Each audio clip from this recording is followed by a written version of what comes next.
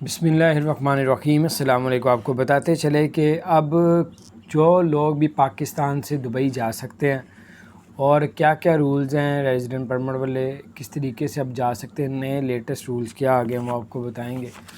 اور اگر پاکستان سے ہم نے دبئی جانا ہے تو اس ویڈیو کو لازمی دیکھیں، اس پہ عمل کریں۔ سب سے پہلے آپ کو بتاتے چلوں کون لوگ جا سکتے ہیں۔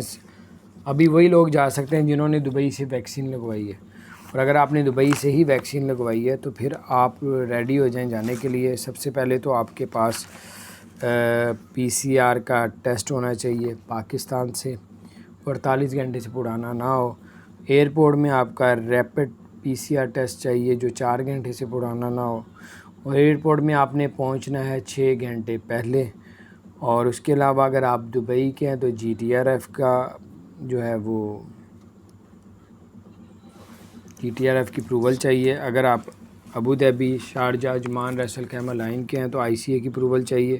اور اگر آپ انڈیا والے مجھے سن رہے ہیں تو اب آپ لوگوں کے پاس اگر ابوظہبی کا ویزا ہے ریزیڈنٹ پرمٹ تو آپ دبئی ایئرپورٹ میں نہیں جا سکتے، بین لگ گیا آپ کے لیے، پاکستان کے لیے نہیں۔ اگر آپ کے پاس دبئی کا ویزا ہے تو آپ ابوظہبی نہیں جا سکتے۔ ان دونوں ریاستوں نے ایک دوسرے کی مخالفت کر کے یعنی مخالفت تو نہیں ہے، بس انہوں نے بین لگا دیا کہ ادھر کا ادھر نہیں جا سکتا، ادھر کا ادھر ٹکٹ کروانی، یعنی کہ ادھر کی نہیں، آپ ٹکٹ نہ لیں اگر آپ انڈیا کے، پاکستان کے لیے بھی نہیں ہیں۔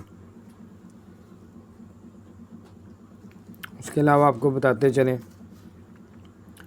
کہ ویکسین اگر آپ نے دبئی سے لگائی ہے تو آپ جا سکتے ہیں، اور اگر پاکستان سے لگائی ہے تو اس کا جو اعلان ہے انشاءاللہ تعالی 15 اگست سے 30 اگست کے درمیان امید ہے کہ آ جائے گا۔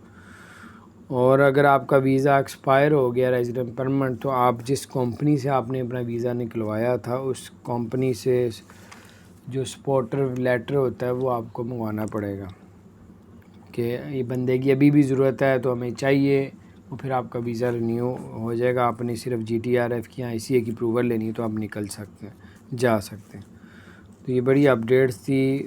اس کے علاوہ بھی ایک دو چیزیں ہیں، جیسے کہ آپ کو بتایا ہے کہ PIA جو ہے پاکستان کے کئی شہروں میں بھی ریپڈ جو ایئرپورٹوں میں نہیں ہو رہا، لیکن PIA نے کہا کہ جلد ہم ایئرپورٹ میں ریپڈ ٹیسٹ جو ہے PCR کا وہ سٹارٹ کرنے لگے ہیں۔